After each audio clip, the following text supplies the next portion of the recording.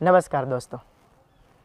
हमारे जीवन में कोई भी सफलता अंतिम सफलता नहीं होती और कोई भी असफलता हमारे जीवन का अंत नहीं होती।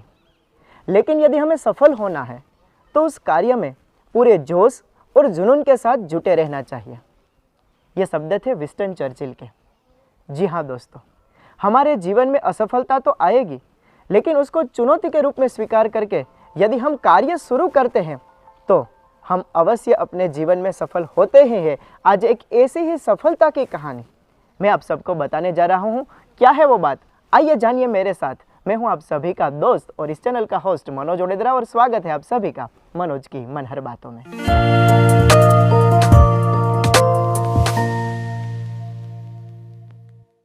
जापान में सोइचिरो नामक एक व्यक्ति रहता था। इंजीनियर का उसने अभ्यास किया था और अभ्यास के बाद रात दिन कड़ी से कड़ी मेहनत करके उसने पिस्टन की डिज़ाइन तय की थी।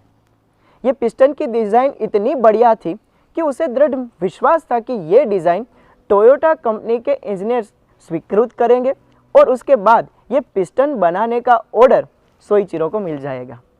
और ऐसी ही आशा और अभिलाषा लेकर सोइचिरो टोयोटा कंपनी के इंजीनियर्स को मिलने के लिए गया। लेकिन वो इंजीनियर्स ने सोइचिरो की बात को न सुना, न पिस्टन की डिज़ाइन देखी और उसको बिना बात सुने ही वहाँ से विदा कर दिया। यहाँ सोइचिरो हिम्मत नहीं हारे। उसने फिर से प्रयत्न किया टोयोटा कंपनी के मैनेजर को मिलने का और मैनेजर को मिलने में वो सफल तो रहे, साथ ही साथ वो पिस्टन की डिज़ाइन समझाने में भी सफल रहे और सोइचिरो को टोयोटा कंपनी को पिस्टन पूरे करने का ऑर्डर मिल गया।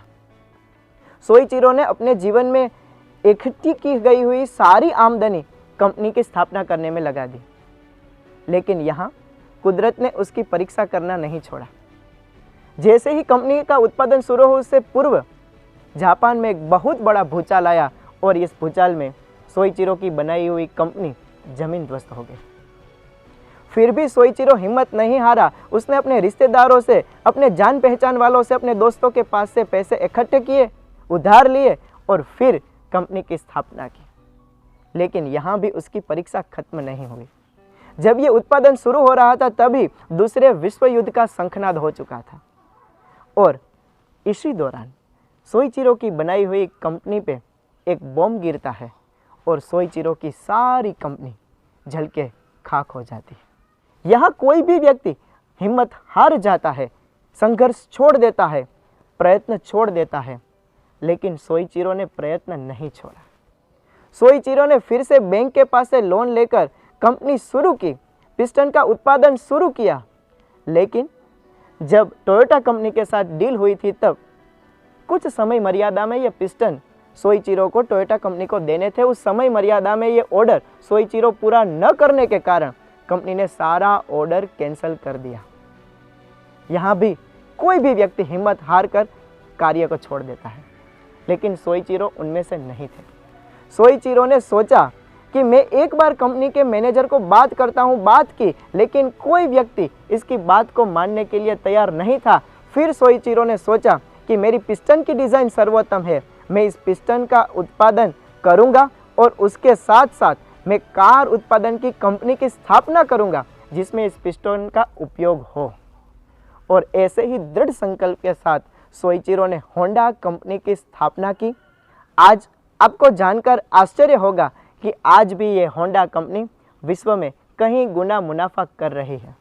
ये बात आपके साथ कहकर मुझे हरिवंश राय बच्चन की कुछ पंक्तियाँ याद आ रही है।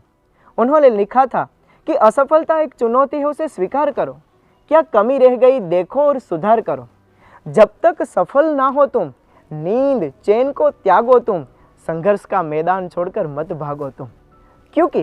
क्योंकि कुछ किए बिना जय जयकार नहीं होती, कोशिश करने वालों की कभी हार नहीं होती।